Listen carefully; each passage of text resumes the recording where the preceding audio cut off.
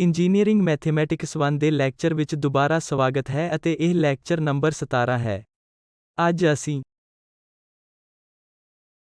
ਦੋ ਵੇਰੀਏਬਲਾਂ ਦੇ ਮੈਕਸਿਮਾ ਅਤੇ ਮਿਨੀਮਾ ਦੇ ਫੰਕਸ਼ਨਾਂ ਬਾਰੇ ਗੱਲ ਕਰਾਂਗੇ, ਅਤੇ ਵਿਸ਼ੇਸ਼ ਤੌਰ ਤੇ ਅਸੀਂ ਉਹਨਾਂ ਲੋੜੀਂਦੀਆਂ ਕੰਡੀਸ਼ਨਾਂ ਬਾਰੇ ਗੱਲ ਕਰਾਂਗੇ ਜੋ ਕਿਸੇ ਖਾਸ ਡੋਮੇਨ ਵਿੱਚ ਫੰਕਸ਼ਨ ਦੀਆਂ ਮੈਕਸਿਮਮ ਅਤੇ ਮਿਨੀਮਮ ਵੈਲਿਊ ਲੱਭਣ ਲਈ ਲੋੜੀਂਦੀਆਂ ਹਨ।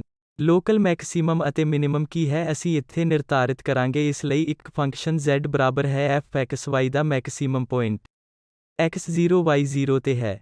ਜੇਕਰ ਇਸ ਪੁਆਇੰਟ ਦੇ ਨਜ਼ਦੀਕ ਹਰ ਪੁਆਇੰਟ ਤੇ ਫੰਕਸ਼ਨ ਇਸ ਦੇ ਪੁਆਇੰਟ ਤੋਂ ਛੋਟੀਆਂ ਵੈਲਿਊਜ਼ ਨੂੰ ਅਜ਼ਿਊਮ ਕਰਦਾ ਹੈ, ਤਾਂ ਇਸ ਦਾ ਅਰਥ ਹੈ ਅਸੀਂ ਕਾਲ ਕਰ ਰਹੇ ਹਾਂ ਕਿ ਫੰਕਸ਼ਨ ਇਸ x0 y0 ਪੁਆਇੰਟ ਤੇ ਮੈਕਸਿਮਮ ਵੈਲਿਊ ਲੈ ਰਿਹਾ ਹੈ।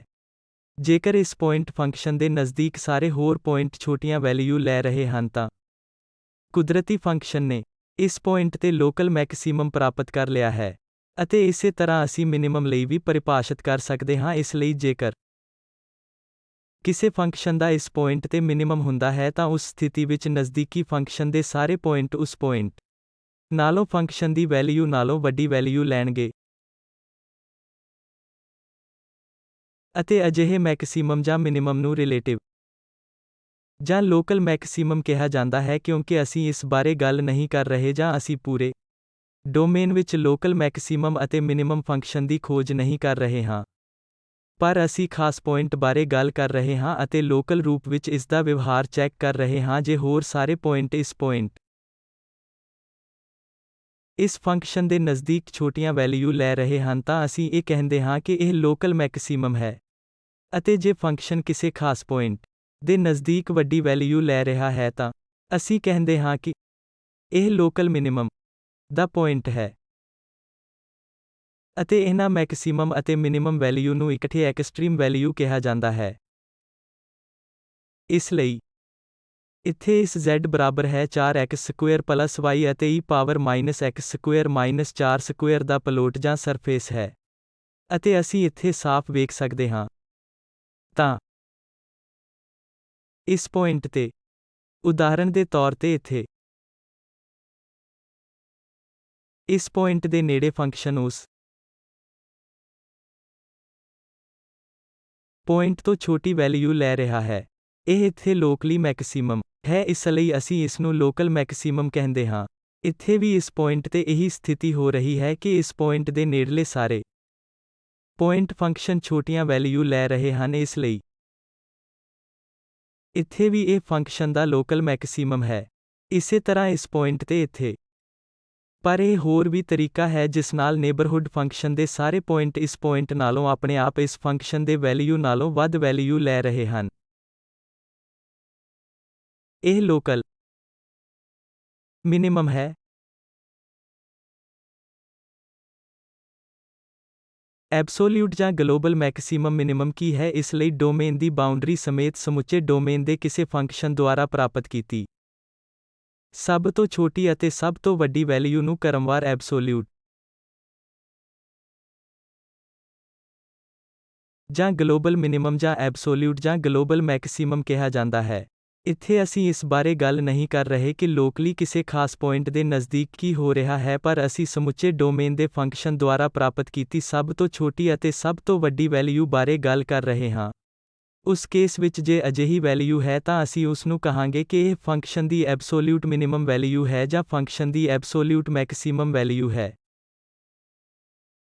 ਅਤੇ ਸਾਨੂੰ ਅਜਿਹੇ ਲੋਕਲ ਨੂੰ ਐਬਸੋਲਿਊਟ ਮੈਕਸਿਮਮ ਜਾਂ ਐਬਸੋਲਿਊਟ ਮਿਨੀਮਮ ਨੂੰ ਲੱਭਣ ਲਈ ਕੁਦਰਤੀ ਤੌਰ ਤੇ ਬਾਉਂਡਰੀ ਜਾਂ ਡੋਮੇਨ ਦੀ ਬਾਉਂਡਰੀ ਨੂੰ ਸ਼ਾਮਲ ਕਰਨਾ ਪਏਗਾ। ਉਦਾਹਰਣ ਲਈ ਜੇ ਅਸੀਂ ਇਸ ਫੰਕਸ਼ਨ f(x, y) ਬਰਾਬਰ ਹੈ x² ਪਲਸ 2y² ਨੂੰ ਕੰਸੀਡਰ ਕਰੀਏ, ਅਤੇ ਸਾਡੇ ਕੋਲ ਇਹ ਬਾਉਂਡਡ ਡੋਮੇਨ ਹੈ ਇੱਥੇ x² ਪਲਸ y² 1 ਤੋਂ ਘੱਟ ਜਾਂ ਇਸ ਦੇ ਬਰਾਬਰ ਹੈ। ਇਸ ਲਈ ਇਸ ਇੱਕ ਰੇਡੀਅਸ ਦੀ ਇਸ ਡਿਸਕ ਅਤੇ ਇਸ ਇੱਕ ਨੂੰ ਸ਼ਾਮਿਲ ਕਰਨ ਤੇ ਸਾਨੂੰ ਬਾਉਂਡਰੀਆਂ ਮਿਲਦੀਆਂ ਹਨ। ਅਸੀਂ ਹੁਣ ਕੀ ਖੋਜਣਾ ਹੈ? ਸਾਨੂੰ ਡੋਮੇਨ ਦੇ ਅੰਦਰ ਖੋਜਣਾ ਪਏਗਾ। ਇਸ ਲਈ ਇਹਨਾਂ ਸਾਰੇ ਪੁਆਇੰਟ ਤੇ ਇਹ ਇੱਕ ਸਰਫੇਸ ਹੈ। ਇੱਥੇ x² ਪਲਸ 2y² ਹੈ, ਇਸ ਲਈ ਅਸੀਂ ਇੱਥੇ ਵੇਖ ਸਕਦੇ ਹਾਂ ਇੱਥੇ ਇਸ ਪੁਆਇੰਟ 0,0 ਤੇ ਲੋਕਲ ਮਿਨੀਮਮ ਹੋਵੇਗਾ। ਇਹ ਲੋਕਲ ਮਿਨੀਮਮ ਹੈ, ਪਰ ਇਹ ਗਲੋਬਲ ਮਿਨੀਮਮ ਵੀ ਹੋਵੇਗਾ ਕਿਉਂਕਿ ਅਸੀਂ ਕੋਈ ਹੋਰ ਪੁਆਇੰਟ ਨਹੀਂ ਦੇਖਦੇ ਹਾਂ ਜਿੱਥੇ ਫੰਕਸ਼ਨ ਇਸ ਪੁਆਇੰਟ ਤੋਂ ਛੋਟੀ ਵੈਲਿਊ ਲਵੇਗਾ। ਅਤੇ ਉਦਾਹਰਣ ਦੇ ਲਈ ਇੱਥੇ ਇਹਨਾਂ ਪੁਆਇੰਟਾਂ ਤੇ ਮੈਕਸਿਮਮ ਪਤਾ ਕਰਨ ਲਈ ਅਜਿਹਾ ਲੱਗਦਾ ਹੈ ਕਿ ਫੰਕਸ਼ਨ ਇੱਥੇ ਇਸ ਪੁਆਇੰਟ ਉੱਤੇ ਜਾਂ ਉਸ ਪੁਆਇੰਟ ਤੇ ਮੈਕਸਿਮਮ ਵੈਲਿਊ ਲੈ ਰਿਹਾ ਹੈ। ਸਾਨੂੰ ਬਾਅਦ ਵਿੱਚ ਗਣਿਤਿਕ ਤੌਰ ਤੇ ਇਹ ਪਤਾ ਲਗਾਉਣਾ ਪਏਗਾ ਕਿ ਡੋਮੇਨ ਵਿੱਚ ਉਹ ਕਿਹੜਾ ਪੁਆਇੰਟ ਹੈ ਜਿੱਥੇ ਫੰਕਸ਼ਨ ਮੈਕਸਿਮਮ ਵੈਲਿਊ ਲੈ ਰਿਹਾ ਹੈ ਜਾਂ ਇਹ ਮਿਨੀਮਮ ਵੈਲਿਊ ਲੈ ਰਿਹਾ ਹੈ। ਪਰ ਇਸ ਸਥਿਤੀ ਵਿੱਚ ਜਦੋਂ ਅਸੀਂ ਬਾਉਂਡਰੀ ਕੰਸੀਡਰ ਕਰਦੇ ਹਾਂ ਅਤੇ ਇਹਨਾਂ ਸਾਰਿਆਂ ਵਿੱਚੋਂ ਲੋਕਲ ਮੈਕਸਿਮਮ ਲੋਕਲ ਮਿਨੀਮਮ ਨੂੰ ਲੱਭਦੇ ਹਾਂ ਅਤੇ ਬਾਉਂਡਰੀਆਂ ਤੇ ਵੀ ਸਾਨੂੰ ਇਹ ਜਾਂਚਣਾ ਪਏਗਾ ਕਿ ਕੀ ਫੰਕਸ਼ਨ ਦੁਬਾਰਾ ਕਿਤੇ ਮੈਕਸਿਮਮ ਵੈਲਿਊ ਲੈ ਰਿਹਾ ਹੈ ਤਾਂ ਇਹਨਾਂ ਸਾਰਿਆਂ ਲੋਕਲ ਮੈਕਸਿਮਾ ਅਤੇ ਲੋਕਲ ਮਿਨੀਮਾ ਦੇ ਵਿੱਚ ਸਾਨੂੰ ਸਭ ਤੋਂ ਵੱਡੀ ਸਭ ਤੋਂ ਛੋਟੀ ਵੈਲਿਊ ਲੱਭਣੀ ਪਏਗੀ ਅਤੇ ਫਿਰ ਅਸੀਂ ਦਾਅਵਾ ਕਰ ਸਕਦੇ ਹਾਂ ਕਿ ਇਹ ਫੰਕਸ਼ਨ ਦਾ ਐਬਸੋਲਿਊਟ ਮੈਕਸਿਮਮ ਜਾਂ ਐਬਸੋਲਿਊਟ ਮਿਨੀਮਮ ਹੈ। ਇਸ ਲੈਕਚਰ ਵਿੱਚ ਇੱਕ ਹੋਰ ਟਰਮੀਨੋਲੋਜੀ ਵਰਤੀ ਜਾਵੇਗੀ। ਉੱਥੇ ਕ੍ਰਿਟੀਕਲ ਪੁਆਇੰਟ ਅਤੇ ਸੈਡਲ ਪੁਆਇੰਟ ਹੋਣਗੇ। ਪੁਆਇੰਟ x0 y0 ਨੂੰ ਕ੍ਰਿਟੀਕਲ ਪੁਆਇੰਟ ਕਿਹਾ ਜਾਂਦਾ ਹੈ ਜਾਂ ਅਸੀਂ ਇਸ ਨੂੰ fxy ਦਾ ਸਟੇਸ਼ਨਰੀ ਪੁਆਇੰਟ ਵੀ ਕਹਿੰਦੇ ਹਾਂ। ਜੇਕਰ ਇਸ x0 y0 ਪੁਆਇੰਟ ਤੇ ਫੰਕਸ਼ਨ fx ਦਾ ਪਾਰਸ਼ਲ ਡੈਰੀਵੇਟਿਵ 0 ਹੈ ਅਤੇ fy ਫੰਕਸ਼ਨ ਦਾ partial derivative f point x0 y0 ਤੇ 0 ਹੈ ਜਾਂ ਬਸ ਉਹ ਐਗਜ਼ਿਸਟ ਹੋਣ ਵਿੱਚ ਅਸਫਲ ਹੋ ਜਾਂਦੇ ਹਨ, ਇਸ ਲਈ ਸੰਭਾਵਨਾ ਨੂੰ ਵੀ ਸ਼ਾਮਲ ਕੀਤਾ ਜਾਂਦਾ ਹੈ ਤਾਂ ਜੋ ਕ੍ਰਿਟੀਕਲ ਪੁਆਇੰਟ ਦੀ ਪਰਿਭਾਸ਼ਾ ਅਤੇ ਇੱਕ ਸਟੇਸ਼ਨਰੀ ਪੁਆਇੰਟ ਹੋਵੇ ਤਾਂ ਇਹਨਾਂ ਸਾਰੇ ਕ੍ਰਿਟੀਕਲ ਪੁਆਇੰਟ ਵਿੱਚ ਜਿੱਥੇ fx 0 ਹੈ ਅਤੇ fy 0 ਹੈ। ਕ੍ਰਿਟੀਕਲ ਪੁਆਇੰਟ ਜਿੱਥੇ ਫੰਕਸ਼ਨ ਦਾ ਮਿਨੀਮਮ ਅਤੇ ਮੈਕਸਿਮਮ ਨਹੀਂ ਹੁੰਦਾ ਨੂੰ ਸੈਡਲ ਪੁਆਇੰਟ ਕਿਹਾ ਜਾਂਦਾ ਹੈ। ਮੂਲ ਰੂਪ ਵਿੱਚ ਜੋ ਅਸੀਂ ਹੁਣ ਅਗਲੀਆਂ ਸਲਾਈਡਾਂ ਵਿੱਚ ਵੇਖਾਂਗੇ ਕਿ ਜੇ ਲੋਕਲ ਮੈਕਸਿਮਮ ਜਾਂ ਮਿਨੀਮਮ ਐਗਜ਼ਿਸਟ ਕਰਦਾ ਹੈ ਤਾਂ ਜੋ ਇਹ ਸਿਰਫ ਇਹਨਾਂ ਕ੍ਰਿਟੀਕਲ ਪੁਆਇੰਟਸ ਤੇ ਐਗਜ਼ਿਸਟ ਕਰੇ। ਪਰ ਕੁਝ ਕ੍ਰਿਟੀਕਲ ਪੁਆਇੰਟ ਹੋਣਗੇ ਜਿੱਥੇ ਫੰਕਸ਼ਨ ਲੋਕਲ ਮੈਕਸਿਮਮ ਜਾਂ ਲੋਕਲ ਮਿਨੀਮਮ ਨਹੀਂ ਲੈ ਰਿਹਾ ਅਤੇ ਉਹਨਾਂ ਕ੍ਰਿਟੀਕਲ ਪੁਆਇੰਟਸ ਨੂੰ ਸੈਡਲ ਪੁਆਇੰਟ ਕਿਹਾ ਜਾਵੇਗਾ। ਸਿਰਫ ਇੱਥੋਂ ਦੀ ਸਥਿਤੀ ਨੂੰ ਸਮਝਣ ਲਈ ਇੱਥੇ ਸਾਡੇ ਕੋਲ ਬਹੁਤ ਸਾਰੇ ਕ੍ਰਿਟੀਕਲ ਪੁਆਇੰਟ ਹਨ ਜਿਨ੍ਹਾਂ ਦੀ ਅਸੀਂ ਗਣਿਤਿਕ ਤੌਰ ਤੇ ਥੋੜੀ ਦੇਰ ਬਾਅਦ ਦੁਬਾਰਾ ਪਹਿਚਾਣ ਕਰਾਂਗੇ। ਇੱਥੇ ਉਦਾਹਰਨ ਦੇ ਤੌਰ ਤੇ ਇਹ ਉਹ ਪੁਆਇੰਟ ਹੋਵੇਗਾ ਜਿੱਥੇ partial derivative with respect to x ਅਤੇ ਵਿਦ ਰਿਸਪੈਕਟ ਟੂ y 0 ਹੋਵੇਗਾ। ਇੱਥੇ ਇੱਕ ਪੁਆਇੰਟ ਹੋਵੇਗਾ ਜਿੱਥੇ ਦੋਵੇਂ ਪਾਰਸ਼ਲ ਡੈਰੀਵੇਟਿਵ 0 ਹੋਣਗੇ। ਇੱਥੇ ਇੱਕ ਪੁਆਇੰਟ ਹੋਵੇਗਾ ਜਿੱਥੇ ਪਾਰਸ਼ਲ ਡੈਰੀਵੇਟਿਵ 0 ਹੋਣਗੇ, ਇਸ ਲਈ ਮੂਲ ਰੂਪ ਵਿੱਚ ਟੈਂਜੈਂਟ ਪਲੇਨ xy ਪਲੇਨ ਦੇ ਪੈਰਲਲ ਹੋਵੇਗਾ। ਇੱਕ ਪੁਆਇੰਟ ਹੋਵੇਗਾ ਜਿੱਥੇ fx ਅਤੇ fy 0 ਹੋਣਗੇ ਅਤੇ ਇੱਥੇ ਵੀ ਇੱਕ ਪੁਆਇੰਟ ਹੋਵੇਗਾ ਜਿੱਥੇ fx ਅਤੇ fy 0 ਹੋਣਗੇ। ਇਹ ਸਾਰੇ ਪੁਆਇੰਟ ਉਦਾਹਰਨ ਵਜੋਂ ਕ੍ਰਿਟੀਕਲ ਪੁਆਇੰਟ ਹਨ ਅਤੇ ਇਹ ਲੋਕਲ ਮਿਨੀਮਮ ਦੀ ਤਰ੍ਹਾਂ ਹੀ ਹੋਣਗੇ। ਲੋਕਲ ਮਿਨੀਮਮ ਉੱਥੇ ਲੋਕਲ ਮੈਕਸਿਮਮ ਹੋਣਗੇ। ਇੱਥੇ ਦੁਬਾਰਾ ਇਹ ਲੋਕਲ ਮੈਕਸਿਮਮ ਹੈ ਪਰ ਇਸ ਪੁਆਇੰਟ ਤੇ ਜੇਕਰ ਅਸੀਂ ਵੇਖੀਏ ਕਿ ਨੇਬਰਹੁੱਡ ਵਿੱਚ ਇਹ ਉਹੀ ਵਿਵਹਾਰ ਨਹੀਂ ਦਿਖਾ ਰਿਹਾ ਹੈ ਕਿਉਂਕਿ ਜੇ ਤੁਸੀਂ y ਦਿਸ਼ਾ ਵਿੱਚ ਜਾਂਦੇ ਹੋ ਇੱਥੇ ਫੰਕਸ਼ਨ ਘੱਟ ਵੈਲਿਊ ਲੈ ਰਿਹਾ ਹੈ, ਪਰ ਜੇ ਅਸੀਂ x ਦਿਸ਼ਾ ਵਿੱਚ ਜਾਂਦੇ ਹਾਂ ਤਾਂ ਫੰਕਸ਼ਨ ਇਸ ਪੁਆਇੰਟ ਨਾਲੋਂ ਵੱਧ ਵੈਲਿਊ ਜਾਂ ਵੱਡੀ ਵੈਲਿਊ ਲੈ ਰਿਹਾ ਹੈ। ਇਸ ਪੁਆਇੰਟ ਨੂੰ ਅਸੀਂ ਲੋਕਲ ਮੈਕਸਿਮਮ ਜਾਂ ਲੋਕਲ ਮਿਨੀਮਮ ਦੇ ਤੌਰ ਤੇ ਨਹੀਂ ਪਹਿਚਾਣ ਸਕਦੇ, ਹਾਲਾਂਕਿ ਇਸ ਪੁਆਇੰਟ ਤੇ ਇੱਥੇ partial derivative with respect to x ਅਤੇ y 0 ਸੀ। ਪਰ ਇਹ ਸਟੇਸ਼ਨਰੀ ਪੁਆਇੰਟ ਹੈ ਪਰ ਇਹ ਲੋਕਲ ਮੈਕਸਿਮਮ ਜਾਂ ਲੋਕਲ ਮਿਨੀਮਮ ਨਹੀਂ ਹੈ ਅਤੇ ਅਜਿਹੇ ਪੁਆਇੰਟ ਨੂੰ ਸੈਡਲ ਪੁਆਇੰਟ ਕਿਹਾ ਜਾਏਗਾ। ਅਸੀਂ ਅੱਜ ਦੇ ਲੈਕਚਰ ਵਿੱਚ ਇਸ ਟਰਮੀਨੋਲੋਜੀ ਦੀ ਵਰਤੋਂ ਕਰਾਂਗੇ ਅਤੇ ਫਿਰ ਅਸੀਂ ਫੰਕਸ਼ਨ ਦੇ ਐਕਸਟ੍ਰੀਮਮ ਲਈ ਜ਼ਰੂਰੀ ਕੰਡੀਸ਼ਨਾਂ ਤੇ ਆਉਂਦੇ ਹਾਂ। ਤਾਂ ਇਹ ਕਿਹੜੀਆਂ ਕੰਡੀਸ਼ਨਸ ਹਨ? ਮੰਨ ਲਓ ਕਿ fxy ਕੰਟੀਨਿਊਅਸ ਹੈ ਅਤੇ ਇਹਨਾਂ ਦਾ ਪੁਆਇੰਟ a b ਤੇ ਪਾਰਸ਼ਲ ਆਰਡਰ ਡੈਰੀਵੇਟਿਵਸ ਹੁੰਦਾ ਹੈ। ਫਿਰ ਐਕਸਟ੍ਰੀਮ ਵੈਲਿਊ ਦੇ ਐਗਜ਼ਿਸਟ ਕਰਨ ਲਈ ਜ਼ਰੂਰੀ ਕੰਡੀਸ਼ਨਸ, ਇਸ ਲਈ ਐਕਸਟ੍ਰੀਮ ਵੈਲਿਊ ਦਾ ਮਤਲਬ ਮੈਕਸਿਮਮ ਅਤੇ ਮਿਨੀਮਮ ਵੈਲਿਊ ਹੁੰਦਾ ਹੈ ਜਾਂ ਇਸ ਦੀ ਬਜਾਏ ਲੋਕਲ, ਅਸੀਂ ਇਸ ਦੇ ਲੋਕਲ ਮੈਕਸਿਮਮ ਅਤੇ ਲੋਕਲ ਮਿਨੀਮਮ ਵੈਲਿਊ ਬਾਰੇ ਗੱਲ ਕਰ ਰਹੇ ਹੁੰਦੇ ਹਾਂ। ਇਸ ਪੁਆਇੰਟ P ਤੇ ਇਹ ਲੋੜੀਂਦੀਆਂ ਕੰਡੀਸ਼ਨਸ ਹਨ ਕਿ ਦੋਵੇਂ first order partial derivative with respect to x ਅਤੇ y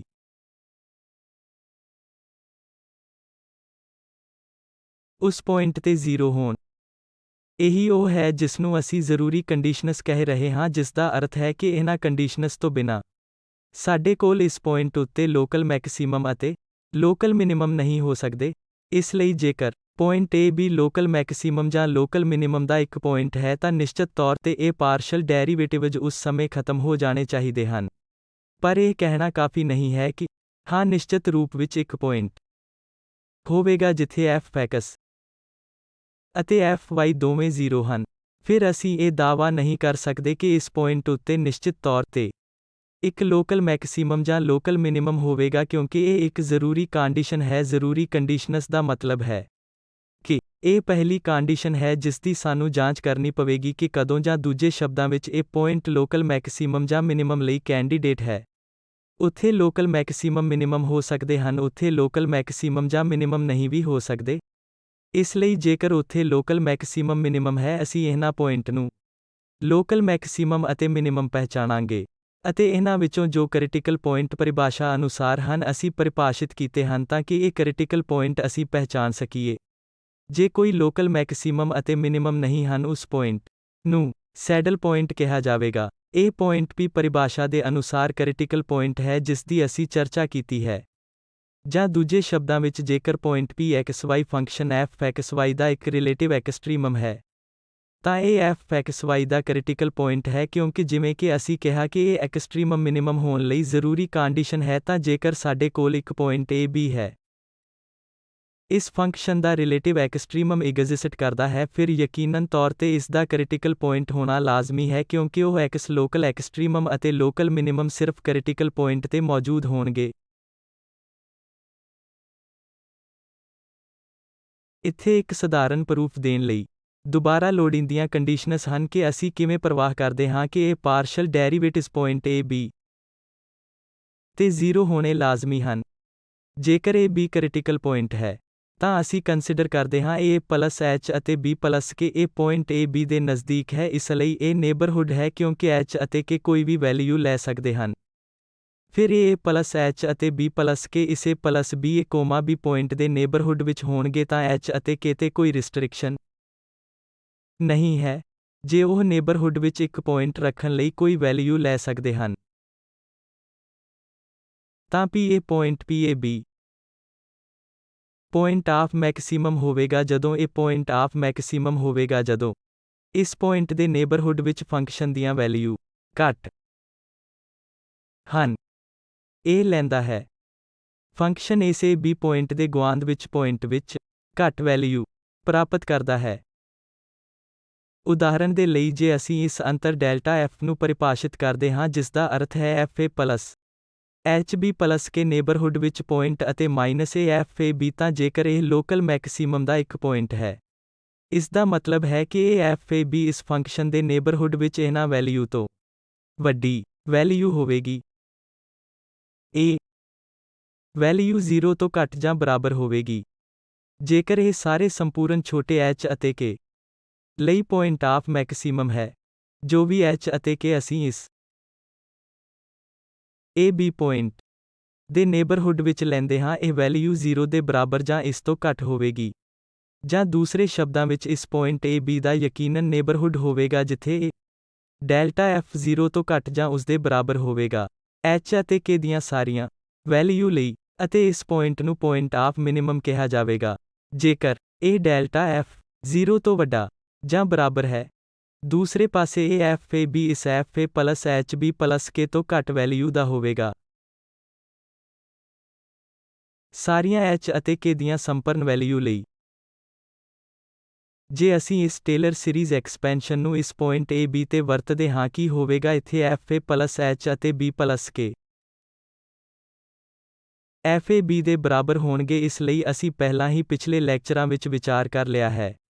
h f(x) ਅਤੇ ਇਹ ਇੱਕ ਫਸਟ ਆਰਡਰ ਡੈਰੀਵੇਟਿਵ ਹੈ A B ਵਿੱਚ ਸੈਕਿੰਡ ਆਰਡਰ ਡੈਰੀਵੇਟਿਵ ਹੈ ਅਤੇ ਇਸ ਤਰ੍ਹਾਂ ਅਸੀਂ ਇਸ ਐਕਸਪੈਂਸ਼ਨ ਨੂੰ ਇਸ A B ਪੁਆਇੰਟ ਤੇ ਲਿਖ ਸਕਦੇ ਹਾਂ ਜਦੋਂ ਤੱਕ ਇਹ ਡੈਰੀਵੇਟਿਵ ਐਗਜ਼ਿਸਟ ਕਰਦੇ ਹਨ ਅਤੇ ਇਹ ਹੋਰ ਕੁਝ ਨਹੀਂ ਡੈਲਟਾ F ਹੈ ਜੋ ਅਸੀਂ ਪਿਛਲੀ ਸਲਾਈਡ ਵਿੱਚ ਪਰਿਭਾਸ਼ਿਤ ਕੀਤਾ ਹੈ ਇਸੇ +H ਅਤੇ ਇਸ ਦਾ ਅੰਤਰ -FAB ਤਾਂ ਇਹ ਇਸ h ਦੇ ਬਰਾਬਰ ਹੋਵੇਗਾ ਅਤੇ ਇਹ function first order derivative ABK into FYAB ਹੈ ਅਤੇ ਇਹ ਹਾਇਰ ਆਰਡਰ ਟਰਮਜ਼ ਹਨ। ਸੰਪੂਰਨ ਛੋਟੀ h ਅਤੇ k ਲਈ ਡੈਲਟਾ f ਦਾ ਸਾਈਨ ਇਸ hfx ਪਲਸ kfyab ਦੇ ਸਾਈਨ ਤੇ ਨਿਰਭਰ ਕਰੇਗਾ। ਅਸੀਂ ਇਸ ਨੂੰ ਅਗਲੀ ਸਲਾਈਡ ਵਿੱਚ ਹੋਰ ਚੰਗੀ ਤਰ੍ਹਾਂ ਦੇਖਾਂਗੇ ਕਿ ਇਸ ਐਕਸਪੈਂਸ਼ਨ ਦਾ ਸਾਈਨ ਇੱਥੇ ਰਾਈਟ ਹੈਂਡ ਸਾਈਡ ਵਿੱਚ ਇਸ ਡੈਲਟਾ f ਦਾ ਸਾਈਨ ਮੂਲ ਰੂਪ ਵਿੱਚ ਇਸ ਪਹਿਲੀ ਟਰਮ ਉੱਤੇ ਨਿਰਭਰ ਕਰੇਗਾ। ਇਹ h ਅਤੇ k ਦੀ ਟਰਮਜ਼ ਵਿੱਚ ਕੁਝ ਪ੍ਰਮੁੱਖ ਟਰਮਜ਼ ਹਨ, ਇਸ ਲਈ ਸੰਪੂਰਨ ਛੋਟਾ h ਅਤੇ k ਇਸ ਟਰਮ ਦੇ ਸਾਈਨ ਦੁਆਰਾ ਸਾਈਨ ਨਿਰਧਾਰਤ ਕੀਤਾ ਜਾਵੇਗਾ। ਜੇਕਰ ਇਹ ਪੋਜ਼ਿਟਿਵ ਟਰਮ ਹੈ ਡੈਲਟਾ f ਪੋਜ਼ਿਟਿਵ ਹੋਵੇਗਾ, ਜੇ ਇਹ ਨੈਗੇਟਿਵ ਟਰਮ ਹੈ ਡੈਲਟਾ f ਨੈਗੇਟਿਵ ਹੋਵੇਗਾ, ਭਾਵੇਂ ਸਾਡੇ ਕੋਲ ਕੁਝ ਵੀ ਹੋਵੇ ਕਿਉਂਕਿ ਇਹ h ਸਕੁਏਅਰ ਦੀ ਟਰਮ ਵਿੱਚ ਉੱਚ ਆਰਡਰ ਕੀਤੀਆਂ ਟਰਮਜ਼ ਹਨ। ਇੱਥੇ ਪ੍ਰੋਡਕਟ h ਅਤੇ k ਹੁੰਦਾ ਹੈ, ਇਸ ਲਈ ਘੱਟੋ ਘੱਟ ਅਸੀਂ ਇੱਥੇ ਛੋਟੇ h ਅਤੇ k ਨੂੰ ਸੰਪੂਰਨ ਛੋਟਾ ਪ੍ਰਾਪਤ ਕਰ ਸਕਦੇ ਹਾਂ ਤਾਂ ਜੋ ਸਾਈਨ ਇਸ ਪੁਆਇੰਟ a b ਦੇ ਨੇਬਰਹੁੱਡ ਵਿੱਚ ਸਿਰਫ ਇਸ ਫੈਕਟਰ ਦੁਆਰਾ ਨਿਰਧਾਰਿਤ ਹੋਵੇਗਾ। ਆਓ ਇਸ ਸੰਬੰਧੀ ਥੋੜੀ ਹੋਰ ਖੋਜ ਕਰੀਏ ਤਾਂ ਜੋ ਸਾਡੇ ਕੋਲ ਇਹ ਡੈਲਟਾ f ਹੋਵੇ। ਅਤੇ ਪਹਿਲਾਂ ਮੰਨ ਲਓ ਕਿ ਇਹ h ਇੱਥੇ 0 ਨੂੰ ਅਪਰੋਚ ਕਰਦਾ ਹੈ ਕਿਉਂਕਿ ਅਸੀਂ ਹਾਲੇ ਵੀ ਨੇਬਰਹੁੱਡ ਵਿੱਚ ਹਾਂ, ਅਸੀਂ ਸਿਰਫ h ਨੂੰ 0 ਨਾਲ ਅਪਰੋਚ ਕਰਵਾਉਂਦੇ ਹਾਂ। ਅਤੇ ਫਿਰ ਇਹ k ਹੋਵੇਗਾ y ਦੀ ਦਿਸ਼ਾ ਵਿੱਚ। ਜੇ ਅਸੀਂ ਇਸ h ਨੂੰ 0 ਨੂੰ ਅਪਰੋਚ ਕਰਨ ਦਿੰਦੇ ਹਾਂ, ਅਸੀਂ ਅਜੇ ਵੀ a b ਪੁਆਇੰਟ ਦੇ ਨੇਬਰਹੁੱਡ ਵਿੱਚ ਹਾਂ ਤਾਂ ਜੋ ਅਸੀਂ ਇੱਥੇ ਪ੍ਰਾਪਤ ਕਰ ਰਹੇ ਹਾਂ ਡੈਲਟਾ f ਬਰਾਬਰ ਹੈ k ਇਨਟੂ fy ਅਤੇ ਫਿਰ ਇੱਥੇ ਇਹ k ਸਕੁਏਅਰ k ਕਿਊਬ ਟਰਮਜ਼ ਇੱਥੇ ਆਉਣਗੀਆਂ। ਇਸ ਲਈ ਮੈਨੂੰ ਪਿਛਲੀ ਸਲਾਈਡ ਵਿੱਚ ਸਾਡੇ ਦੁਆਰਾ ਦਿੱਤੀ ਗਈ ਦਲੀਲ ਨੂੰ ਦੁਬਾਰਾ ਦੁਹਰਾਉਣ ਦਿਓ ਤਾਂ ਨੋਟ ਕਰੋ ਕਿ ਇਸ ਡੈਲਟਾ f ਦਾ ਇਹ ਸਾਈਨ ਇਸ k ਦੀ ਇੱਥੇ ਇਸ ਲੀਡਿੰਗ ਟਰਮ ਉੱਤੇ ਦੁਬਾਰਾ ਨਿਰਭਰ ਕਰੇਗਾ। ਬਾਕੀ ਦੀਆਂ ਇਹ ਸਾਰੀਆਂ ਟਰਮਜ਼ k ਸਕੁਏਅਰ k ਕਿਊਬ ਹਨ ਅਤੇ ਇਸ ਤਰ੍ਹਾਂ ਬਹੁਤ ਛੋਟੀ k ਲਈ ਇਹ ਟਰਮਜ਼ ਮਾਮੂਲੀ ਹੋਣਗੀਆਂ ਅਤੇ ਸਾਈਨ ਦੁਬਾਰਾ ਇਸ ਟਰਮ ਦੁਆਰਾ ਨਿਰਧਾਰਿਤ ਕੀਤਾ ਜਾਵੇਗਾ। ਸਿਰਫ ਉਦਾਹਰਨ ਲਈ ਅਸੀਂ ਇੱਥੇ ਇੱਕ ਉਦਾਹਰਨ ਲੈਂਦੇ ਹਾਂ ਕਿ ਤੁਹਾਡੇ ਕੋਲ h ਹੈ ਅਤੇ ਇਹ ਐਕਸਪ੍ਰੈਸ਼ਨ ਇੱਥੇ h-1000 h ਸਕੁਏਅਰ ਮਾਈਨਸ ਇਹ 2000 h ਕਿਊਬ। ਅਸੀਂ ਕੀ ਨੋਟਿਸ ਕਰਾਂਗੇ, ਇੱਥੇ ਸਾਈਨ ਸਿਰਫ ਇਸ h ਦੁਆਰਾ ਨਿਰਧਾਰਿਤ ਹੋਵੇਗਾ, ਇਹਨਾਂ ਟਰਮਜ਼ ਦੁਆਰਾ ਨਹੀਂ। ਪਰ ਸਾਨੂੰ ਸੰਪੂਰਨ ਛੋਟੀ h ਤੱਕ ਜਾਣਾ ਹੋਵੇਗਾ ਜੋ 0 ਦੇ ਕਰੀਬ ਹੈ, ਇਹ ਦੇਖਣ ਲਈ ਕਿ ਇਹ ਇਸ ਦੇ ਸਾਈਨ ਦੁਆਰਾ ਨਿਰਧਾਰਿਤ ਕੀਤਾ ਜਾਵੇਗਾ।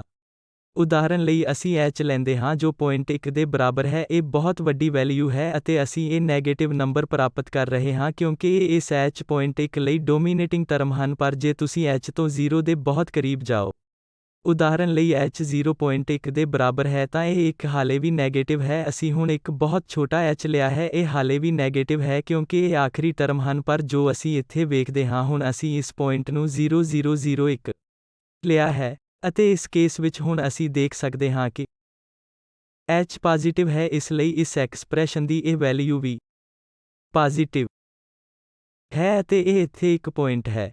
ਇਸ ਲਈ ਕਾਫੀ ਛੋਟੇ h ਲਈ ਇੱਥੇ ਇਸ ਟਰਮ ਦਾ ਸਾਈਨ ਹੈ। ਹਾਲਾਂਕਿ ਇਹ ਸੰਖਿਆ ਵੱਡੀ ਹੋਵੇ ਤਾਂ ਸਾਈਨ ਪਹਿਲੀ ਟਰਮ ਦੁਆਰਾ ਨਿਰਧਾਰਤ ਕੀਤਾ ਜਾਵੇਗਾ ਜੋ ਕਿ ਇੱਥੇ ਕੋਈ ਵੀ ਦੇਖ ਸਕਦਾ ਹੈ। ਇਹੀ ਦਲੀਲ ਅਸੀਂ ਇੱਥੇ ਦੇ ਰਹੇ ਹਾਂ ਕਿ ਇੱਥੇ ਕਾਫੀ ਛੋਟਾ k ਹੋਵੇਗਾ, ਜਿਸ ਲਈ ਇਸ ਐਕਸਪ੍ਰੈਸ਼ਨ ਦਾ ਸਾਈਨ ਇਸ ਪਹਿਲੀ ਟਰਮ ਦੁਆਰਾ ਨਿਰਧਾਰਿਤ ਹੋਵੇਗਾ ਜੋ ਕਿ kfyab ਹੈ। ਅਤੇ ਇੱਥੇ ਇਹ ਪੁਆਇੰਟ ਹੈ ਤਾਂ ਜੇ ਅਸੀਂ ਮੰਨੀਏ ਇਹ fyab ਪੋਜ਼ਿਟਿਵ ਹੈ ਕਿਉਂਕਿ ਜਾਂ ਤਾਂ ਇਹ ਡੈਰੀਵੇਟਿਵ ਹੈ ਜਾਂ ਜੋ ab ਤੇ with respect to y partial derivative ਹੈ, ਇਸ ਲਈ ਇਸ ਦਾ ਨਿਰਧਾਰਿਤ ਸਾਈਨ ਹੋਣਾ ਚਾਹੀਦਾ ਹੈ। ਇਸ ਲਈ ਜੇਕਰ ਇਹ ਪੋਜ਼ਿਟਿਵ ਹੈ, ਇਸ ਕੇਸ ਵਿੱਚ ਇਹ ਡੈਲਟਾ f k ਪੋਜ਼ਿਟਿਵ ਲਈ ਪੋਜ਼ਿਟਿਵ ਹੋਵੇਗਾ ਅਤੇ ਇਹ ਡੈਲਟਾ f ਨੈਗੇਟਿਵ ਹੋਵੇਗਾ। ਜੇਕਰ ਸਾਡੇ ਕੋਲ k ਨੈਗੇਟਿਵ ਹੈ ਤਾਂ ਇਹ k ਜੋ ਅਸੀਂ ਉਸ ਦਿਸ਼ਾ ਵਿੱਚ ਚਲਾ ਰਹੇ ਹਾਂ, ਉਦਾਹਰਨ ਲਈ ਇਹ h 0 ਦੇ ਬਰਾਬਰ ਹੈ ਅਤੇ k 0 ਦੇ ਬਰਾਬਰ ਹੈ, ਇਸ ਲਈ ਅਸੀਂ ਪਹਿਲਾਂ ਹੀ ਇਸ h ਨੂੰ 0 ਨਾਲ ਅਪਰੋਚ ਕੀਤਾ ਹੈ। ਇਸ ਲਈ ਅਸੀਂ ਨੇਬਰਹੁੱਡ ਪੁਆਇੰਟਸ ਵਿੱਚ ਹਾਂ y ਦੀ ਇਸ ਦਿਸ਼ਾ ਵਿੱਚ, ਇਸ ਲਈ ਜਾਂ ਜਦੋਂ k ਪੋਜ਼ਿਟਿਵ ਹੈ ਤਾਂ ਅਸੀਂ ਅੱਪਰ ਸਾਈਡ ਦੇ ਨੇਬਰਹੁੱਡ ਵਿੱਚ ਹਾਂ, ਜਦੋਂ h k ਨੈਗੇਟਿਵ ਹੈ ਅਸੀਂ ਕਿਤੇ ਹੋਰ ਨੇਬਰਹੁੱਡ ਵਿੱਚ ਹਾਂ ਇੱਥੇ। ਇਸ ਲਈ ਫਿਰ ਸਾਡੇ ਕੋਲ ਉਹ k ਪੋਜ਼ਿਟਿਵ ਲਈ ਹੈ, ਇਸ ਲਈ ਇੱਕ ਪੁਆਇੰਟ ਦੇ ਨੇਬਰਹੁੱਡ ਵਿੱਚ ਜਿੱਥੇ ਡੈਲਟਾ f 0 ਤੋਂ ਵੱਡਾ ਹੈ। ਇੱਥੇ ਨੇਬਰਹੁੱਡ ਵਿੱਚ ਪੁਆਇੰਟ ਹੈ ਜਿੱਥੇ ਡੈਲਟਾ f 0 ਤੋਂ ਘੱਟ ਹੈ। ਅਤੇ ਜੇਕਰ ਅਸੀਂ ਦੁਬਾਰਾ ਮੰਨੀਏ ਜੇ ਡੈਲਟਾ y 0 ਤੋਂ ਘੱਟ ਹੈ, ਕਿਉਂਕਿ ਅਸੀਂ ਨਹੀਂ ਜਾਣਦੇ ਕਿ fy ਇਸ ਪੁਆਇੰਟ a b ਤੇ ਕੀ ਹੈ ਉੱਤੇ, ਪਰ ਜੇ ਇਹ ਨੈਗੇਟਿਵ ਹੈ ਤਾਂ ਸਾਡੇ ਕੋਲ ਇਹ ਡੈਲਟਾ f 0 ਤੋਂ ਘੱਟ ਹੈ ਅਤੇ ਡੈਲਟਾ f 0 ਤੋਂ ਜ਼ਿਆਦਾ ਹੈ। ਦੁਬਾਰਾ ਨੇਬਰਹੁੱਡ ਦੇ ਪੁਆਇੰਟਸ ਵਿੱਚ ਅਸੀਂ ਕੀ ਦੇਖਦੇ ਹਾਂ ਇੱਥੇ ਕਿ ਚਾਹੇ ਇੱਥੇ fy ਇੱਥੇ ਪੋਜ਼ਿਟਿਵ ਹੋਵੇ ਜਾਂ fy ਨੈਗੇਟਿਵ ਹੋਵੇ, ਇਹ ਡੈਲਟਾ f ਆਪਣਾ ਸਾਈਨ ਬਦਲ ਰਿਹਾ ਹੈ ਡੈਲਟਾ ਐਫ ਅੰਤਰ ਸੀ। ਪੁਆਇੰਟ A B ਤੇ ਵੈਲਿਊ ਅਤੇ ਨੇਬਰਹੁੱਡ ਵਿੱਚ ਵੈਲਿਊ ਦੇ ਵਿਚਕਾਰ ਦਾ, ਇਸ ਲਈ ਇਹ ਟਾਈਮ ਬਦਲ ਰਿਹਾ ਹੈ ਪਰ ਇਸ ਦੇ ਸਾਈਨ ਨੂੰ ਬਦਲ ਰਿਹਾ ਹੈ, ਪਰ ਲੋਕਲ ਮੈਕਸਿਮਮ ਜਾਂ ਲੋਕਲ ਮਿਨੀਮਮ ਲਈ ਇਸ ਨੂੰ ਆਪਣਾ ਸਾਈਨ ਨਹੀਂ ਬਦਲਣਾ ਚਾਹੀਦਾ ਹੈ। ਕਿਉਂਕਿ ਫਿਰ ਹੀ ਅਸੀਂ ਜਾਣ ਸਕਦੇ ਹਾਂ ਕਿ ਠੀਕ ਹੈ, ਇਹ ਲੋਕਲ ਮੈਕਸਿਮਮ ਜਾਂ ਲੋਕਲ ਮਿਨੀਮਮ ਦਾ ਪੁਆਇੰਟ ਹੈ। ਜਦੋਂ ਨੇਬਰਹੁੱਡ ਵਿੱਚ ਸਾਰੇ ਪੁਆਇੰਟ ਇਸ ਸਮਾਨ ਸਾਈਨ ਨਾਲ ਵਿਵਹਾਰ ਕਰਦੇ ਹਨ ਤਾਂ ਇੱਥੇ ਇਹ ਡੈਲਟਾ ਐਫ ਪੋਜ਼ਿਟਿਵ ਹੈ, ਡੈਲਟਾ ਐਫ ਨੇਬਰਹੁੱਡ ਵਿੱਚ ਕੁਝ ਪੁਆਇੰਟ ਲਈ ਨੈਗੇਟਿਵ ਹੈ। ਅਤੇ ਇਹ ਸਿੱਟਾ ਕੱਢੇਗਾ ਕਿ ਫੰਕਸ਼ਨ ਵਿੱਚ ਐਕਸਟ੍ਰੀਮ ਵੈਲਿਊ ਐਕਸਟ੍ਰੀਮਮ ਨਹੀਂ ਹੋ ਸਕਦੀ ਜਦੋਂ ਤੱਕ ਇਹ fy0 ਨਹੀਂ ਹੁੰਦਾ, ਕਿਉਂਕਿ ਕਿ ਇਸ ਪੁਆਇੰਟ ਦੇ ਨੇਬਰਹੁੱਡ ਵਿੱਚ ਮੂਵ ਕਰ ਰਿਹਾ ਹੈ। ਤਾਂ ਜੇਕਰ ਇਹ fy0 ਨਹੀਂ ਹੈ, ਜੇਕਰ fy ਪੋਜ਼ਿਟਿਵ ਹੈ, ਇਹ ਸਾਈਨ ਬਦਲ ਰਹੀ ਹੈ, ਜੇ fy ਨੈਗੇਟਿਵ ਹੈ, ਇਹ ਦੁਬਾਰਾ ਸਾਈਨ ਬਦਲ ਰਿਹਾ ਹੈ। ਪਰ ਜੇਕਰ ਇਹ ਲੋਕਲ ਮੈਕਸਿਮਮ ਦਾ ਪੁਆਇੰਟ ਹੈ ਤਾਂ ਉਹਨਾਂ ਨੂੰ ਇਸ ਦਾ ਸਾਈਨ ਨਹੀਂ ਬਦਲਣਾ ਚਾਹੀਦਾ ਹੈ। ਅਤੇ ਇਸ ਦੇ ਲਈ fy0 ਹੋਣਾ ਚਾਹੀਦਾ ਹੈ, ਕਿਉਂਕਿ ਜੇਕਰ fy0 ਨਹੀਂ ਹੈ ਤਾਂ ਅਸੀਂ ਦੇਖਿਆ ਹੈ ਕਿ ਇਹ ਸਾਈਨ ਬਦਲ ਰਿਹਾ ਹੈ। ਇਹ ਜ਼ਰੂਰੀ ਹੈ ਕਿ fy ਦਾ 0 ਹੋਣਾ ਲਾਜ਼ਮੀ ਹੈ, ਨਹੀਂ ਤਾਂ ਇਹ ਲੋਕਲ ਐਕਸਟ੍ਰੀਮਮ ਦਾ ਪੁਆਇੰਟ ਨਹੀਂ ਹੋਵੇਗਾ। ਅੱਗੇ ਚੱਲਦੇ ਹੋਏ ਹੁਣ ਇਸੇ ਤਰ੍ਹਾਂ ਅਸੀਂ ਕੀ ਕਰ ਸਕਦੇ ਹਾਂ। ਸਾਡੇ ਕੋਲ ਪਹਿਲਾਂ ਇਹ ਐਕਸਪ੍ਰੈਸ਼ਨ ਸੀ, ਅਸੀਂ ਹੁਣ ਦੇਖਿਆ ਇਸੇ ਤਰ੍ਹਾਂ ਅਸੀਂ ਇਹ k ਜੋੜਾਂਗੇ ਜੋ 0 ਨੂੰ ਅਪਰੋਚ ਕਰਦਾ ਹੈ। ਅਸੀਂ ਪਤਾ ਕਰਾਂਗੇ ਕਿ ਡੈਲਟਾ fh ਲਈ ਸਾਈਨ ਬਦਲਦਾ ਹੈ। ਇਸ ਲਈ ਇੱਥੇ ਉਦਾਹਰਨ ਲਈ ਜੇਕਰ ਅਸੀਂ fx ਪੋਜ਼ਿਟਿਵ ਲਈਏ ਅਤੇ ਫਿਰ ਅਸੀਂ ਜਾਣਾਂਗੇ ਕਿ ਇਹ ਡੈਲਟਾ f ਪੋਜ਼ਿਟਿਵ ਹੈ, ਅਤੇ ਫਿਰ ਜਦੋਂ h ਨੈਗੇਟਿਵ ਹੈ, ਡੈਲਟਾ f ਨੈਗੇਟਿਵ ਹੈ। ਜਦੋਂ ਅਸੀਂ ਇਸ hk ਨੂੰ 0 ਨੂੰ ਅਪਰੋਚ ਕਰਨ ਦਿੰਦੇ ਹਾਂ ਤਾਂ ਇਹ ਟਰਮ ਆਪਣੇ ਆਪ ਇੱਥੋਂ ਹਟ ਜਾਵੇਗੀ ਇੱਥੇ, ਅਤੇ ਇਹ ਸਾਰੀਆਂ ਟਰਮਜ਼ ਜਿੱਥੇ ਕਿ 0 ਵੱਲ ਜਾਵੇਗਾ ਤਾਂ ਸਾਡੇ ਕੋਲ hfx ਹੈ ਅਤੇ ਇਸੇ ਤਰ੍ਹਾਂ ਚੱਲਦਾ ਰਹੇਗਾ। ਇੱਥੇ ਇਹ ਮੰਨਦੇ ਹੋਏ ਕਿ fx 0 ਤੋਂ ਘੱਟ ਹੈ, ਸਾਈਨ ਹੁਣ ਇਸ h ਤੇ ਨਿਰਭਰ ਕਰੇਗਾ। ਇਸ ਲਈ ਜੇਕਰ h ਪੋਜ਼ਿਟਿਵ ਹੈ ਤਾਂ ਡੈਲਟਾ f ਨੈਗੇਟਿਵ ਹੈ, h ਨੈਗੇਟਿਵ ਹੈ ਤਾਂ ਡੈਲਟਾ h ਪੋਜ਼ਿਟਿਵ ਹੈ। ਦੁਬਾਰਾ ਉਹੀ ਤਰਕ ਜੋ ਅਸੀਂ ਦੇਖਿਆ ਕਿ ਨੇਬਰਹੁੱਡ ਵਿੱਚ ਦੁਬਾਰਾ A B ਪੁਆਇੰਟ ਇਹ ਆਪਣਾ ਸਾਈਨ ਬਦਲ ਰਿਹਾ ਹੈ, ਭਾਵੇਂ ਡੈਲਟਾ f ਪੋਜ਼ਿਟਿਵ ਹੈ, ਇਹ ਸਾਈਨ ਬਦਲ ਰਿਹਾ ਹੈ। ਜੇਕਰ ਡੈਲਟਾ f ਨੈਗੇਟਿਵ ਹੈ, ਇਹ ਦੁਬਾਰਾ ਸਾਈਨ ਬਦਲ ਰਿਹਾ ਹੈ। ਦੁਬਾਰਾ ਉਹ ਪ੍ਰਾਪਤ ਕਰਨ ਲਈ A B ਲੋਕਲ ਐਕਸਟ੍ਰੀਮਮ ਦਾ ਪੁਆਇੰਟ ਹੈ। ਸਾਡੇ ਕੋਲ ਇਹ ਹੋਣਾ ਲਾਜ਼ਮੀ ਹੈ ਕਿ ਇਹ fx 0 ਦੇ ਬਰਾਬਰ ਹੈ, ਤਾਂ ਇਹ fx 0 ਦੇ ਬਰਾਬਰ ਹੋਣਾ ਚਾਹੀਦਾ ਹੈ। ਪਹਿਲਾਂ ਅਸੀਂ ਦੇਖਿਆ ਕਿ fy 0 ਦੇ ਬਰਾਬਰ ਹੋਣਾ ਲਾਜ਼ਮੀ ਹੈ। ਇਸ ਲਈ ਅਸੀਂ ਸਿੱਟਾ ਕੱਢ ਸਕਦੇ ਹਾਂ ਇੱਥੇ ਇਸ ਪੁਆਇੰਟ A B ਤੇ ਐਕਸਟ੍ਰੀਮਮ ਦੇ ਐਗਜ਼ਿਸਟ ਕਰਨ ਲਈ ਜ਼ਰੂਰੀ ਕੰਡੀਸ਼ਨ ਇਹ ਹੈ ਕਿ fx 0 ਹੋਣਾ ਚਾਹੀਦਾ ਹੈ ਅਤੇ ਇਹ ਵੀ ਕਿ fy 0 ਹੋਣਾ ਚਾਹੀਦਾ ਹੈ। ਇਹ ਦੋ ਡੈਰੀਵੇਟਿਵ 0 ਹੋਣੇ ਲਾਜ਼ਮੀ ਹਨ। ਇਹ ਅਸੀਂ ਦੇਖਿਆ ਹੈ, ਜੇਕਰ ਇਹ 0 ਨਹੀਂ ਹਨ ਤਾਂ ਇਹ ਡੈਲਟਾ f ਸਾਈਨ ਬਦਲ ਰਿਹਾ ਸੀ ਅਤੇ ਫਿਰ ਉਹ ਪੁਆਇੰਟ ਲੋਕਲ ਮੈਕਸਿਮਮ ਜਾਂ ਲੋਕਲ ਮਿਨੀਮਮ ਦਾ ਪੁਆਇੰਟ ਨਹੀਂ ਹੋ ਸਕਦਾ ਹੈ।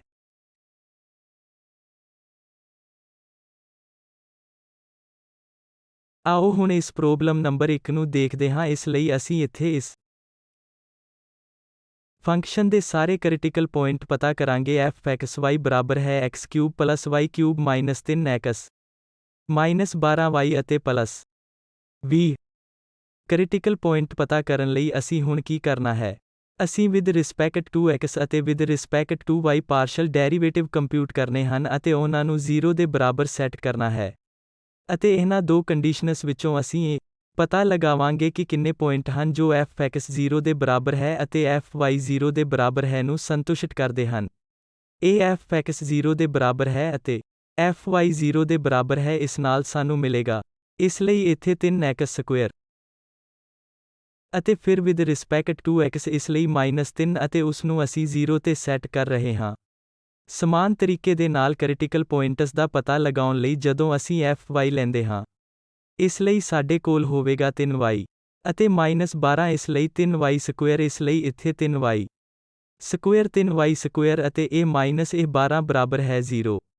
ਇਹਨਾਂ ਵਿੱਚੋਂ ਸਾਨੂੰ ਪਹਿਲੀ ਕੰਡੀਸ਼ਨ ਤੋਂ ਕੀ ਮਿਲੇਗਾ? ਸਾਨੂੰ ਇਹ ਮਿਲ ਰਿਹਾ ਹੈ ਕਿ ਜਿਵੇਂ x ਸਕੁਅਰ 1 ਦੇ ਬਰਾਬਰ ਹੈ, ਇਸ ਲਈ x ਪਲਸ -1 ਹੈ ਅਤੇ ਦੂਜੀ ਕੰਡੀਸ਼ਨ ਤੋਂ ਸਾਨੂੰ y ਸਕੁਅਰ 4 ਦੇ ਬਰਾਬਰ ਮਿਲ ਰਿਹਾ ਹੈ ਅਤੇ ਇਸ ਨਾਲ ਪਤਾ ਲੱਗਦਾ ਹੈ ਕਿ y ਪਲਸ -2 ਦੇ ਬਰਾਬਰ ਹੈ। ਇਸ ਲਈ ਸਾਡੇ ਕੋਲ ਇਹ ਸਾਰੇ ਪੁਆਇੰਟ ਹਨ ਜਦੋਂ x ਪਲਸ -1 ਦੇ ਬਰਾਬਰ ਹੈ ਅਤੇ y ਪਲਸ ਮਾਈਨਸ 2 ਦੇ ਬਰਾਬਰ ਹੈ। ਇਹ fx xy ਇਹਨਾਂ ਸਾਰੇ ਪੁਆਇੰਟਾਂ ਤੇ 0 ਹੈ ਅਤੇ fy ਵੀ 0 ਹੈ। ਇਹ ਕ੍ਰਿਟੀਕਲ ਪੁਆਇੰਟ ਹਨ। ਹੁਣ ਇੱਥੇ ਅਸੀਂ 1 ਲੈ ਸਕਦੇ ਹਾਂ ਅਤੇ ਫਿਰ 2 ਫਿਰ ਸਾਡੇ ਕੋਲ ਹੈ -1 2 ਜਾਂ ਸਾਡੇ ਕੋਲ ਹੈ +1 -2 ਅਤੇ ਇਸ ਲਈ ਇਹ ਚਾਰੋਂ ਸੰਭਾਵਨਾਵਾਂ ਹਨ ਅਤੇ ਜੇਕਰ ਅਸੀਂ ਇਸ ਫੰਕਸ਼ਨ ਦੇ ਸਰਫੇਸ ਤੇ ਦੇਖਦੇ ਹਾਂ, ਉਦਾਹਰਨ ਦੇ ਲਈ ਇਹ ਪੁਆਇੰਟਸ ਹਨ 1 ਅਤੇ 2 ਇਸ ਲਈ ਇੱਥੇ x ਦੇ ਵਿੱਚ ਸਾਡੇ ਕੋਲ 1 ਹੈ ਅਤੇ ਫਿਰ ਸਾਡੇ ਕੋਲ ਇੱਥੇ 2 ਹੈ। ਇੱਕ ਪੁਆਇੰਟ ਹੈ ਜਿੱਥੇ ਦੁਬਾਰਾ ਇੱਥੇ ਇੱਕ ਕ੍ਰਿਟੀਕਲ ਪੁਆਇੰਟ ਹੋਵੇਗਾ +1 ਅਤੇ ਫਿਰ ਸਾਡੇ ਕੋਲ ਹੋਵੇਗਾ -2 ਇਸ ਲਈ ਇੱਥੇ ਇੱਕ ਪੁਆਇੰਟ ਹੋਵੇਗਾ ਅਤੇ -1 ਅਤੇ +2 ਹੋਵੇਗਾ ਇਸ ਲਈ ਇੱਥੇ ਇੱਕ ਪੁਆਇੰਟ ਹੋਵੇਗਾ ਅਤੇ -1 -2 ਇੱਥੇ ਇੱਕ ਪੁਆਇੰਟ ਹੋਵੇਗਾ। ਇਹ ਚਾਰੋਂ ਪੁਆਇੰਟ ਹਨ ਜੋ ਕਿ ਕ੍ਰਿਟੀਕਲ ਪੁਆਇੰਟਸ ਹਨ। ਇੱਥੇ function derivative with respect to x ਅਤੇ ਵਿਦ ਰਿਸਪੈਕਟ ਟੂ y ਦੋਨੋਂ ਇਹਨਾਂ ਪੁਆਇੰਟਸ ਤੇ 0 ਹਨ। ਇਸ ਲਈ ਹੁਣ ਅਗਲੀ ਪ੍ਰੋਬਲਮ ਤੇ ਜਾਂਦੇ ਹਾਂ। ਇੱਥੇ ਦੁਬਾਰਾ ਅਸੀਂ ਇਸ ਫੰਕਸ਼ਨ fxy ਬਰਾਬਰ ਹੈ x² y² ਐਕਸਪੋਨੈਂਸ਼ੀਅਲ -x² y² ਬਟਾ 2 ਦੇ ਸਾਰੇ ਕ੍ਰਿਟੀਕਲ ਪੁਆਇੰਟਸ ਪਤਾ ਕਰਾਂਗੇ। ਇਸ ਲਈ ਫਿਰ ਅਸੀਂ ਇਸ fx ਬਰਾਬਰ ਹੈ 0 ਦੇ ਨਾਲ ਅੱਗੇ ਵਧਦੇ ਹਾਂ। ਇਸ ਲਈ ਅਸੀਂ ਪ੍ਰਾਪਤ ਕਰਾਂਗੇ। ਇਸ ਮਾਮਲੇ ਦੇ ਵਿੱਚ fx ਬਰਾਬਰ ਹੈ 0 ਕੀ ਹੈ? ਇਸ ਲਈ ਅਸੀਂ ਇਸ ਨੂੰ ਡਿਫਰੈਂਸ਼ੀਏਟ ਕਰ ਰਹੇ ਹਾਂ। ਅਸੀਂ ਇਹ x² y² ਪ੍ਰਾਪਤ ਕਰਾਂਗੇ ਅਤੇ ਦੁਬਾਰਾ ਇਸੇ ਟਰਮ ਦਾ ਡੈਰੀਵੇਟਿਵ ਕਰਾਂਗੇ x² y² ਬਟਾ 2 ਅਤੇ ਫਿਰ ਇੱਕ ਟਰਮ ਹੋਵੇਗੀ -2x ਜਿਸ ਨੂੰ ਟਰਮ -x ਦੇ ਨਾਲ ਡਿਵਾਈਡ ਕੀਤਾ ਜਾਵੇਗਾ। ਇਸ ਵਿੱਚ ਇਸ ਦਾ ਡੈਰੀਵੇਟਿਵ ਪਲਸ ਕੀਤਾ ਜਾਵੇਗਾ ਜੋ ਕਿ ਵਿਦ ਰਿਸਪੈਕਟ ਟੂ x ਹੈ ਅਤੇ ਫਿਰ ਸਾਡੇ ਕੋਲ ਹੈ e⁻x² y² ਬਟਾ 2 ਟਰਮ।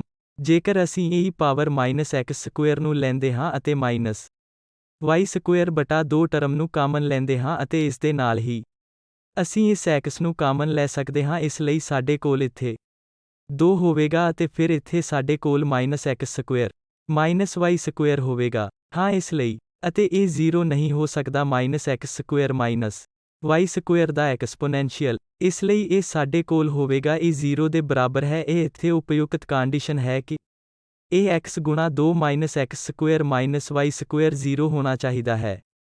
ਤਾਂ ਇਸ ਕੰਡੀਸ਼ਨ ਵਿੱਚੋਂ ਅਤੇ ਹੁਣ fy ਦੇ ਲਈ ਵੀ ਸਮਾਨ ਤੌਰ ਤੇ ਸਾਨੂੰ -2 ਮਿਲੇਗਾ ਕਿਉਂਕਿ ਇਸ ਦੇ ਕਾਰਨ -2 ਆਵੇਗਾ ਅਤੇ ਇਹ y 0 ਦੇ ਬਰਾਬਰ ਹੈ। ਹੁਣ ਉਦਾਹਰਨ ਦੇ ਲਈ ਅਸੀਂ ਇਸ ਦਾ ਹੱਲ ਕਰ ਸਕਦੇ ਹਾਂ। ਅਸੀਂ ਇੱਥੇ ਸੈੱਟ ਕਰਦੇ ਹਾਂ। ਇੱਥੇ ਅਸੀਂ ਲੈਂਦੇ ਹਾਂ x 0 ਦੇ ਬਰਾਬਰ ਹੈ। ਇਸ ਲਈ ਇਸ ਪਹਿਲੀ ਇਕੁਏਸ਼ਨ ਤੋਂ ਜੇਕਰ ਅਸੀਂ y ਨੂੰ ਧਿਆਨ ਵਿੱਚ ਰੱਖੇ ਬਿਨਾਂ x ਨੂੰ 0 ਦੇ ਬਰਾਬਰ ਲੈਂਦੇ ਹਾਂ ਤਾਂ fx 0 ਹੋਵੇਗਾ ਅਤੇ ਜੇਕਰ ਅਸੀਂ ਇਸ x ਨੂੰ 0 ਦੇ ਬਰਾਬਰ ਲੈਂਦੇ ਹਾਂ ਅਤੇ ਇਸ ਮਾਮਲੇ ਦੇ ਵਿੱਚ ਸਾਨੂੰ -2 ਅਤੇ ਫਿਰ ਇਹ y² ਮਿਲੇਗਾ। ਇਹ x 0 ਹੈ ਅਤੇ ਫਿਰ ਸਾਡੇ ਕੋਲ ਹੈ y 0 ਦੇ ਬਰਾਬਰ ਹੈ। ਇਸ ਲਈ ਇੱਥੋਂ ਸਾਨੂੰ y 0 ਦੇ ਬਰਾਬਰ ਮਿਲਿਆ ਹੈ ਅਤੇ y +-2 ਦੇ ਬਰਾਬਰ ਹੈ। ਇਸ ਲਈ x ਬਰਾਬਰ ਹੈ 0 ਦੇ ਅਨੁਸਾਰ ਸਾਡੇ ਕੋਲ ਪੁਆਇੰਟ x 0 ਹੈ। ਇਸ ਲਈ ਇੱਥੇ ਆਵੇਗਾ 0 0 0 ਅਤੇ 0 +√2 0 ਅਤੇ -√2। ਹੁਣ ਇਸੇ ਤਰ੍ਹਾਂ ਅਸੀਂ ਕੀ ਕਰ ਸਕਦੇ ਹਾਂ? ਅਸੀਂ ਇੱਥੇ ਸੈੱਟ ਕਰ ਸਕਦੇ ਹਾਂ ਪਹਿਲੇ y ਨੂੰ 0 ਤੇ ਫਿਰ ਕਿਉਂਕਿ ਇਹ y ਦੇ ਲਈ 0 ਦੇ ਬਰਾਬਰ ਹੈ, ਇਹ ਵੀ ਇਸ ਲਈ 0 ਹੋਵੇਗਾ ਅਤੇ ਇੱਥੇ y ਨੂੰ 0 ਦੇ ਬਰਾਬਰ ਸੈੱਟ ਕਰਕੇ ਅਸੀਂ x ਦੇ ਮੁਮਕਿਨ ਵੈਲਿਊ ਪਤਾ ਕਰਾਂਗੇ। ਇਸ ਤਰ੍ਹਾਂ ਅਸੀਂ ਇਹਨਾਂ ਇਕੁਏਸ਼ਨ ਦਾ ਹੱਲ ਕਰਕੇ ਸਾਰੇ ਕ੍ਰਿਟੀਕਲ ਪੁਆਇੰਟਸ ਲੱਭ ਸਕਦੇ ਹਾਂ।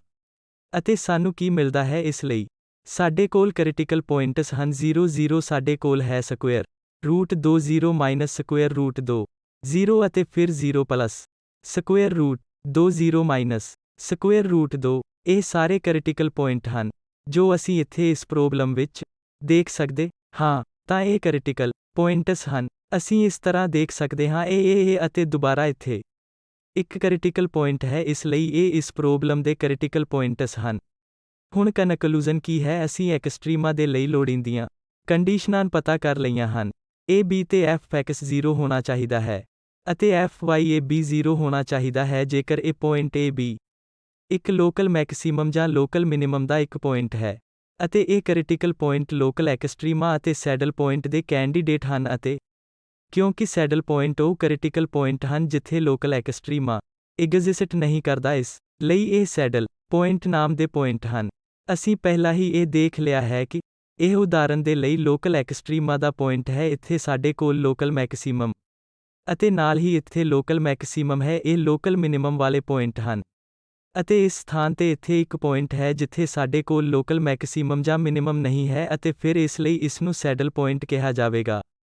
ਅਗਲੇ ਲੈਕਚਰ ਦੇ ਵਿੱਚ ਅਸੀਂ ਇਹ ਪਛਾਣ ਕਰਨੀ ਸਿੱਖਾਂਗੇ ਕਿ ਇਹ ਲੋਕਲ ਮੈਕਸਿਮਮ ਹੈ ਜਾਂ ਲੋਕਲ ਮਿਨੀਮਮ, ਕਿਉਂਕਿ ਲੋੜੀਂਦੀ ਕੰਡੀਸ਼ਨਾਂ ਸਾਨੂੰ ਲੋਕਲ ਐਕਸਟ੍ਰੀਮਾ ਅਤੇ ਨਾਲ ਹੀ ਸੈਡਲ ਪੁਆਇੰਟ ਦੇ ਲਈ ਵੀ ਕੈਂਡੀਡੇਟ ਦੇਣਗੀਆਂ, ਪਰ ਫਿਰ ਸਾਨੂੰ ਇਹ ਪਛਾਣ ਕਰਨੀ ਪਵੇਗੀ ਕਿ ਕੀ ਇੱਕ ਦਿੱਤੇ ਗਏ ਪੁਆਇੰਟ ਇੱਕ ਕ੍ਰਿਟੀਕਲ ਪੁਆਇੰਟ ਤੇ ਫੰਕਸ਼ਨ ਲੋਕਲ ਮੈਕਸਿਮਮ ਜਾਂ ਲੋਕਲ ਮਿਨੀਮਮ ਲੈ ਰਿਹਾ ਹੈ ਜਾਂ ਨਹੀਂ, ਜਾਂ ਇਹ ਇੱਕ ਸੈਡਲ ਪੁਆਇੰਟ ਹੈ।